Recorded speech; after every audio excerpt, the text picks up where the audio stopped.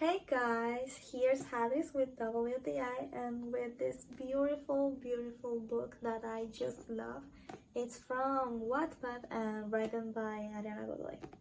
With its captivating 334 pages, I found myself engrossed in the story, finishing it in just 3 days. Beyond the appealing cover, the book unfolds a tale of teenage love and navigating through poignant experience that gradually brings the characters together.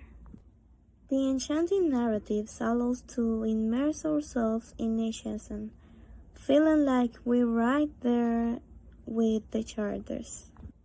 The pleasing colors on the cover, the exceptionally soft peel, and the fine texture of the page contribute to a thoroughly comfortable and delightful reading experience.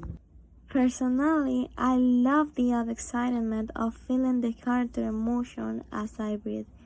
It elevates the whole experience for me. I really love this book, and that's my point of view.